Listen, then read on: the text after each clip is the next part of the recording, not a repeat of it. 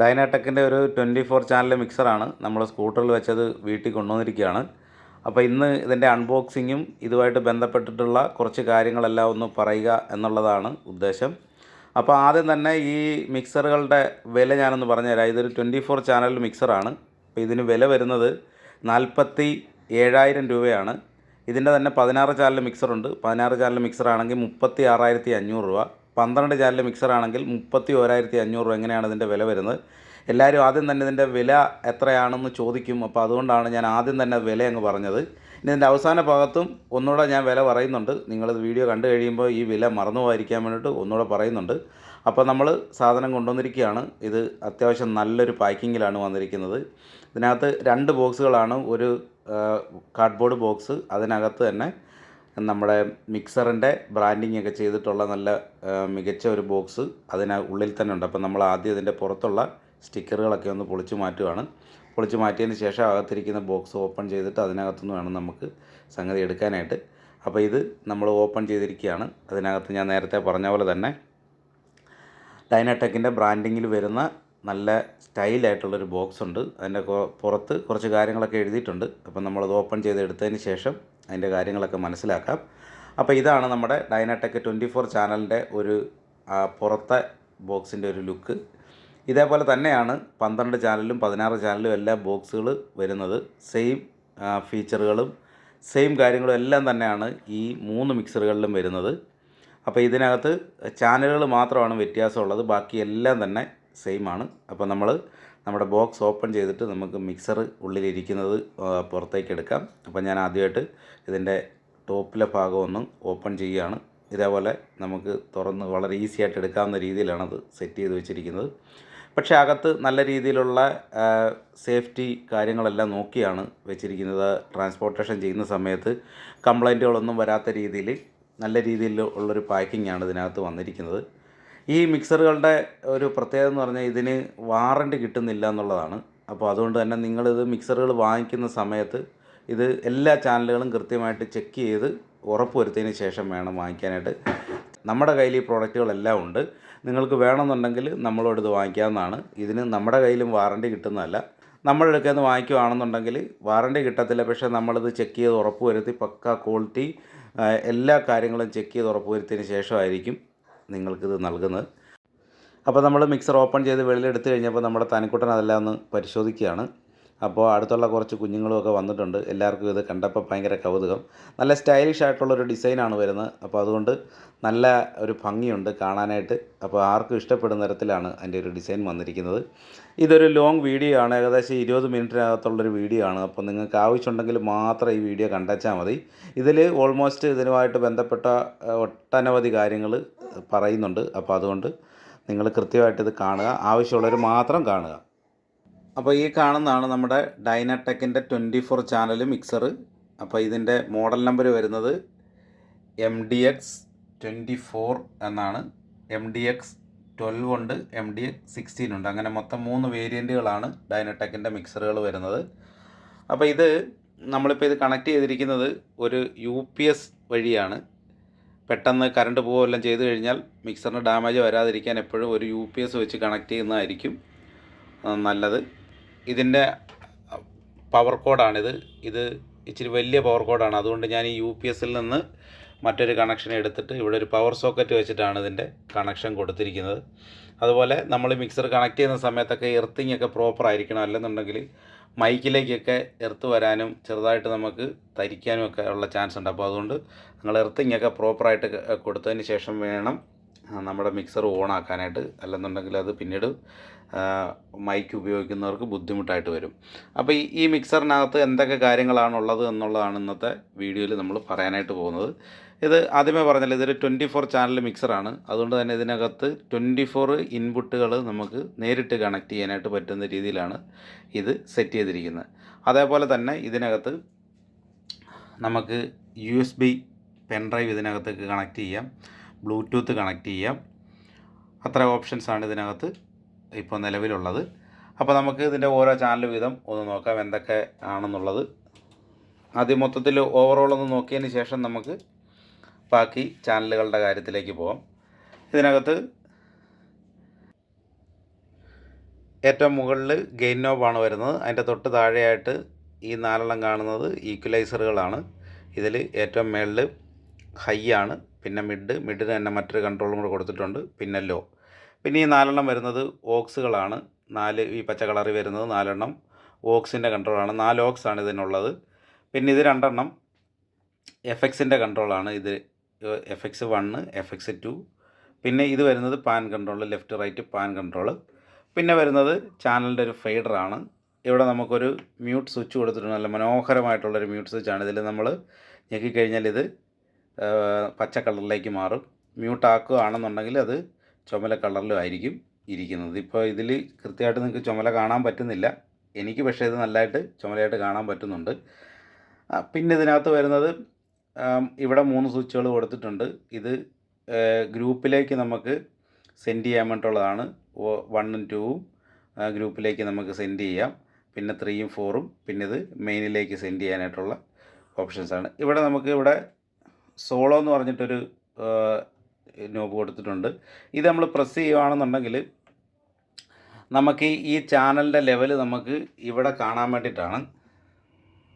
ഇവിടെ അതിൻ്റെ ലെവൽസ് കാണാൻ വേണ്ടിയിട്ടാണ് നമ്മളിത് ആദ്യം തന്നെ നമ്മൾ മൈക്ക് കണക്ട് ചെയ്തതിന് ശേഷം ഈ ലെവൽസ് സെറ്റ് ചെയ്തതിന് ശേഷമാണ് ബാക്കി കാര്യങ്ങളിലേക്ക് പോകുന്നത്.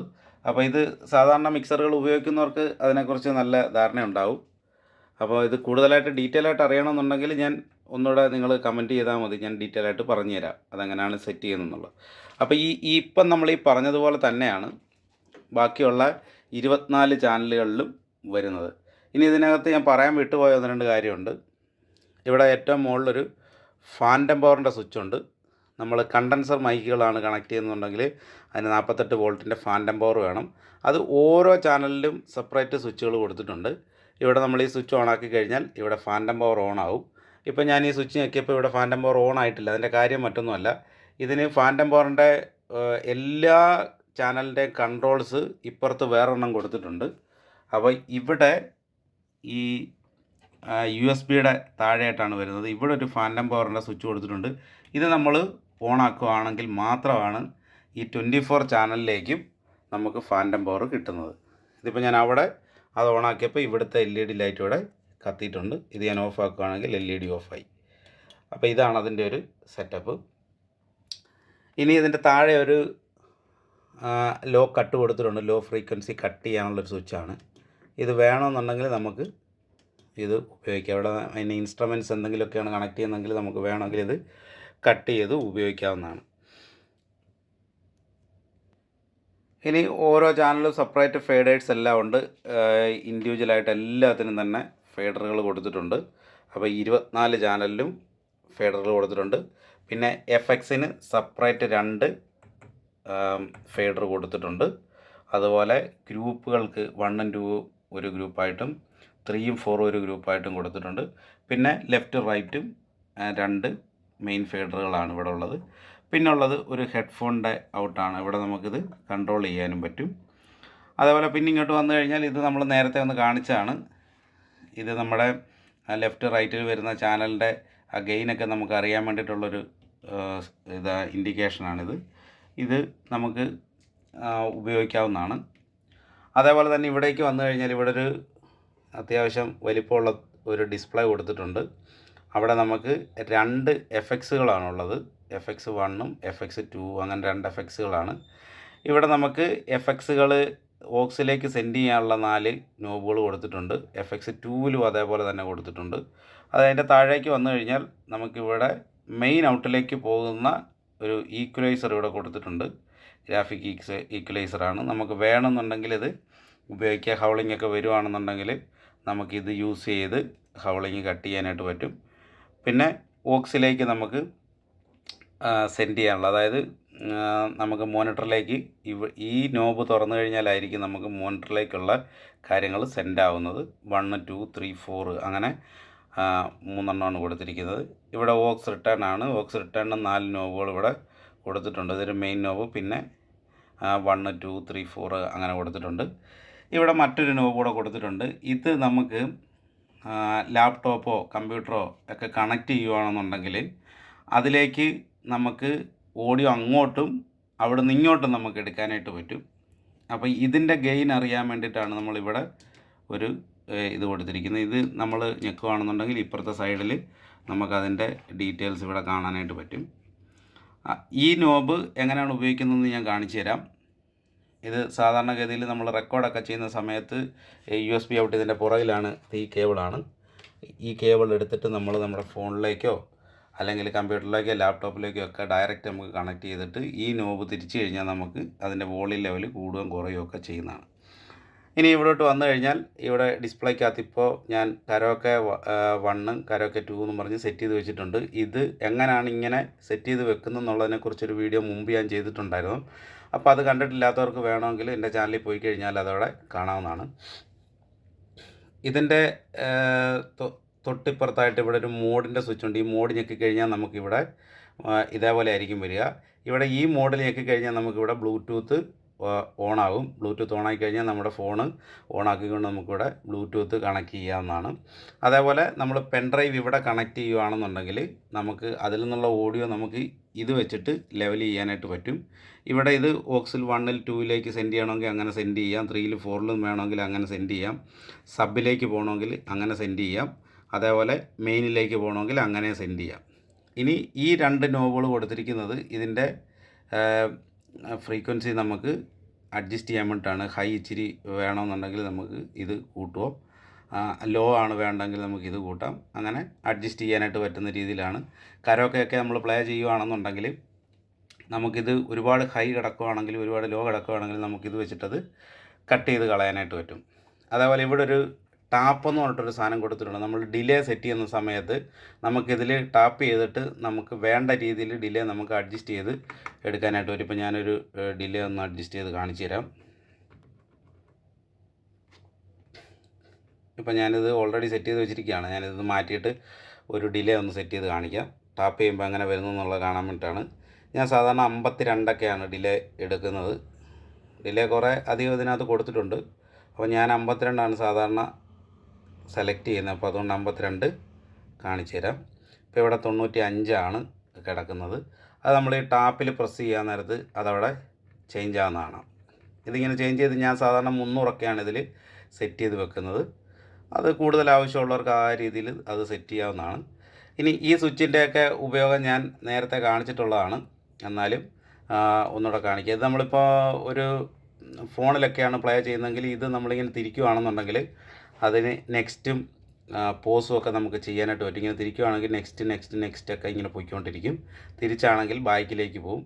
ഇത് ഒന്ന് പ്രസ് ചെയ്ത് കഴിഞ്ഞാൽ പോസ് ആവും. അപ്പോൾ ഇത് നിങ്ങളിപ്പോൾ ശ്രദ്ധിക്കേണ്ട, ഞാൻ ഈ സ്വിച്ചിൻ്റെ ഫംഗ്ഷൻ മാത്രമാണ് പറയുന്നത്. ഇത് നമുക്ക് മെയിൻ മെനു സെറ്റ് ചെയ്യാനായിട്ടുള്ളൊരു സെറ്റപ്പാണ്. ഇത് തൽക്കാലം ശ്രദ്ധിക്കേണ്ട.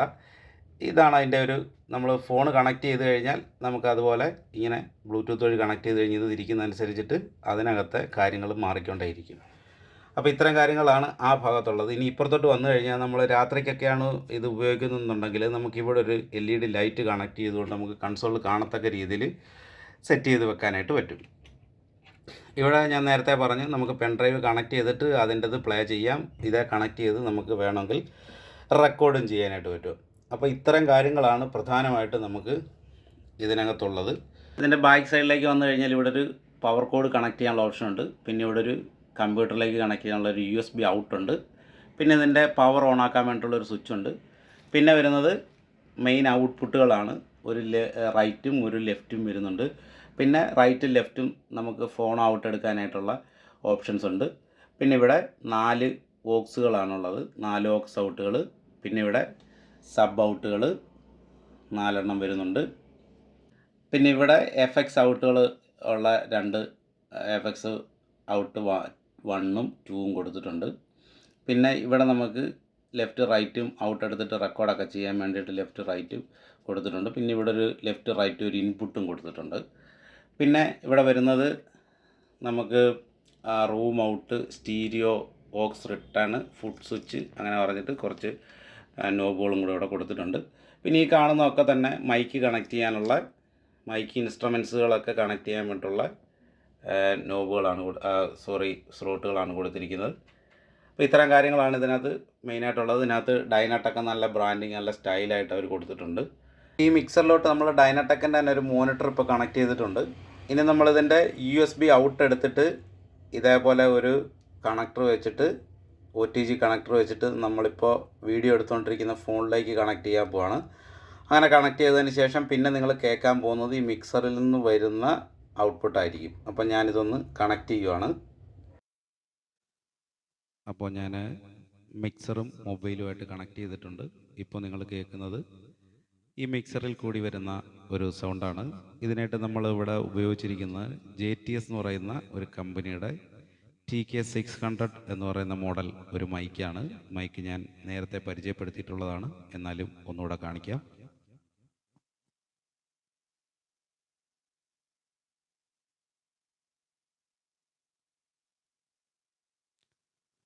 അപ്പോൾ ഇതാണ് മൈക്ക്. അപ്പോൾ ഈ ഒരു മിക്സർ നമുക്ക് ലൈവ് ചെയ്യാനും അതേപോലെ ഫ്യൂഷനൊക്കെ ചെയ്യാനും നല്ല പറ്റിയ ഒരു മിക്സറാണ്. ഇതിൻ്റെ 12 ചാനലാണെങ്കിലും 16 ചാനലാണെങ്കിലും ഇതിൻ്റെ ഫങ്ഷൻസ് എല്ലാം തന്നെ സെയിം ആണ് വരുന്നത്. ചാനലുകൾ മാത്രം വ്യത്യാസം ഉണ്ടെന്നേ ഉള്ളൂ. ഇനിയിപ്പോൾ എല്ലാവർക്കും അറിയേണ്ടത് ഈ മിക്സറുകളുടെ വില എന്താണെന്നുള്ളതാണ്. ഇതിൽ 12 ചാനലിൻ്റെ മിക്സറാണ് വരുന്നതെങ്കിൽ 31,500 രൂപയാണ് വരുന്നത്. 16 ചാനലാണെങ്കിൽ 36,500 രൂപ. 24 ചാനലാണെങ്കിൽ 47,000 രൂപയാണ് വരുന്നത്. അപ്പോൾ ഇതാണ് ഇതിൻ്റെ ഒരു വില വിവരം. അപ്പം വാങ്ങിക്കാൻ താല്പര്യമുള്ളവർക്ക് നമ്മളുമായിട്ട് കോൺടാക്റ്റ് ചെയ്യാവുന്നതാണ്. താഴെ ഇതിൻ്റെ നമ്പർ കൊടുത്തിട്ടുണ്ട്. ആവശ്യമുള്ളവർക്ക് അതുമായിട്ട് ബന്ധപ്പെടാവുന്നതാണ്. അപ്പോൾ ഇതിനകത്തൂടെ വരുന്ന സൗണ്ട് ക്വാളിറ്റി നിങ്ങൾക്ക് മനസ്സിലായിട്ടുണ്ടാവുമെന്ന് വിശ്വസിക്കുന്നു. അപ്പോൾ ഇതിനകത്ത് വേണമെന്നുണ്ടെങ്കിൽ ഞാനൊരു പാട്ട് പാടി ഒന്ന് കേൾപ്പിക്കാം. ഒരു മ്യൂസിക് ഒന്ന് പ്ലേ ചെയ്തതിന് ശേഷം ഒരു പാട്ട് പാടി ഒന്ന് കേൾപ്പിക്കാം. താമരക്കുട നീർത്തി നിന്നു തരള ഹൃദയ സരോവരം ചിന്തുപാടി മന്ദപവനൻ കയ്യിലേന്തി ചാമരം. അപ്പോൾ ഇപ്പോൾ നിങ്ങൾ കേട്ടത് എൻ്റെ അറിവിനനുസരിച്ച് ഞാൻ സെറ്റ് ചെയ്ത് വെച്ചിരിക്കുന്ന ഒരു സെറ്റിങ്സിലുള്ളൊരു പെർഫോമൻസ് ആണ്. നിങ്ങൾ എന്നെക്കാട്ടി കുറച്ചുകൂടെ മികച്ച നല്ല ഒരു ടെക്നീഷ്യൻ ആണെങ്കിൽ നിങ്ങൾക്ക് ഇതിലും നന്നായിട്ട് ഇത് ചെയ്യാനായിട്ട് സാധിക്കും. ഞാൻ ഒരു തുടക്കക്കാരനാണ്, അപ്പോൾ എൻ്റെ അറിവുകൾക്ക് പരിമിതിയുണ്ട്. അപ്പോൾ എൻ്റെ പരിമിതിക്കകത്ത് നിന്നുകൊണ്ടാണ് ഞാൻ ഈ സെറ്റിങ്സുകളൊക്കെ ചെയ്തിരിക്കുന്നത്. അപ്പോൾ നിങ്ങളൊരു നല്ലൊരു ടെക്നീഷ്യൻ ആണെങ്കിൽ, നല്ലൊരു എഞ്ചിനീയർ ആണെങ്കിൽ നിങ്ങൾക്ക് ഇതിൽ മികച്ച രീതിയിൽ ഇത് സെറ്റ് ചെയ്ത് പെർഫോം ചെയ്യാനായിട്ട് സാധിക്കും. അപ്പോൾ ഇത് വാങ്ങിക്കാനായിട്ട് താല്പര്യമുള്ളവർക്ക് നമ്മളുമായിട്ട് കോൺടാക്റ്റ് ചെയ്യാവുന്നതാണ്. നമ്മുടെ വാട്സപ്പ് നമ്പർ താഴെ കൊടുത്തിട്ടുണ്ട്. നിങ്ങൾ യൂട്യൂബിലാണിത് കാണുന്നതെങ്കിൽ ഡിസ്ക്രിപ്ഷൻ ബോക്സിലായിരിക്കും നമ്പറുള്ളത്. വാട്സപ്പ് നമ്പറാണ്. അതിൽ നിങ്ങൾക്ക് നോർമൽ കോൾ വിളിക്കാൻ സാധിക്കില്ല. വാട്സപ്പ് കോൾ വിളിക്കാം, വാട്സപ്പിൽ മെസ്സേജ് ചെയ്യാവുന്നതാണ്. അപ്പോൾ ഇതുമായിട്ട് ബന്ധപ്പെട്ട ഏത് തരം പ്രോഡക്റ്റുകളും നിങ്ങൾക്ക് ആവശ്യമുണ്ടെങ്കിൽ നമ്മളുമായിട്ട് കോൺടാക്റ്റ് ചെയ്യാവുന്നതാണ്. അപ്പോൾ ഈ ഒരു വീഡിയോ നിങ്ങൾക്ക് ഉപകാരപ്പെട്ടെങ്കിൽ എൻ്റെ പേജ് ഒന്ന് ഫോളോ ചെയ്യുക, ഈ വീഡിയോ ഒന്ന് ലൈക്ക് ചെയ്യുക, ഒരു നല്ല കമൻറ്റ് ചെയ്യുക, മറ്റുള്ളവർ അറിവിലേക്കായിട്ട് ഷെയർ ചെയ്യുക കൂടി ചെയ്യുക. ഇതേപോലെ ഈ പ്രോഡക്റ്റുമായിട്ട് ബന്ധപ്പെട്ട എന്തെങ്കിലും സംശയങ്ങളോ കാര്യങ്ങളോ ഒക്കെ നിങ്ങൾക്കുണ്ടെന്നുണ്ടെങ്കിൽ താഴെ കമൻ്റായിട്ട് രേഖപ്പെടുത്തുക. അത് എനിക്കറിയാവുന്ന കാര്യങ്ങളാണെങ്കിൽ ഞാനപ്പോൾ തന്നെ നിങ്ങൾക്ക് മറുപടി തരുന്നതാണ്. ഇനി എനിക്കറിയാൻ മേലാത്ത കാര്യങ്ങളാണെന്നുണ്ടെങ്കിൽ ഞാനതിനെക്കുറിച്ച് റിസർച്ച് ചെയ്തിട്ട് അതിനായിട്ടുള്ള കൃത്യമായിട്ടുള്ള കാര്യങ്ങൾ നിങ്ങൾക്ക് പറഞ്ഞു തരുന്നതായിരിക്കും. കഴിഞ്ഞ ദിവസം ഞാനൊരു വീഡിയോ ചെയ്തിരുന്നു. ആ വീഡിയോയിൽ കുറച്ച് മിസ്റ്റേക്കുകൾ ഞാനായിട്ട് വരുത്തിയിട്ടുണ്ടായിരുന്നു. അപ്പം നമ്മുടെ പ്രേക്ഷകരായിട്ടുള്ള നല്ല സുഹൃത്തുക്കൾ എന്നോടത് പറഞ്ഞു തന്നു, പറഞ്ഞതിൽ മിസ്റ്റേക്ക് ഉണ്ട് എന്ന് പറഞ്ഞു തന്നു. സാധാരണഗതിയിൽ നമ്മൾ ഇത്തരം കാര്യങ്ങളൊക്കെ ചെയ്യുമ്പോൾ ചെറിയ ചെറിയ മിസ്റ്റേക്കുകളൊക്കെ വരാനായിട്ടുള്ള ചാൻസ് ഉണ്ട്. നമ്മളിതെല്ലാം 100% പഠിച്ചിട്ട് അല്ല ഈ വീഡിയോകളൊന്നും ചെയ്യുന്നത്. നമ്മൾക്ക് മനസ്സിലായ കാര്യങ്ങൾ, നമ്മൾക്ക് ചെയ്ത് എക്സ്പീരിയൻസ് ഉള്ള കാര്യങ്ങളൊക്കെ തന്നെയാണ് നമ്മൾ വീഡിയോയിൽ കാണിക്കുന്നത്. അപ്പോൾ അതിനകത്ത് ചിലപ്പോൾ ചെറിയ ചെറിയ മിസ്റ്റേക്കുകളൊക്കെ വരാം. അപ്പോൾ അങ്ങനെ മിസ്റ്റേക്ക് വന്നപ്പോൾ പോലും എന്നെ അതിനകത്ത് കുറ്റപ്പെടുത്താതെ എനിക്കത് പറഞ്ഞു തന്ന നമ്മുടെ നല്ല സുഹൃത്തുക്കൾക്ക് 1000 നന്ദി ഞാൻ അറിയിക്കുകയാണ്. അപ്പോൾ ഇതുപോലത്തെ നല്ല വീഡിയോകളുമായി ഇനിയും വരുന്നതായിരിക്കും. അപ്പോൾ മറ്റൊരു വീഡിയോ കാണുന്നവരെ എല്ലാവർക്കും നമസ്കാരം.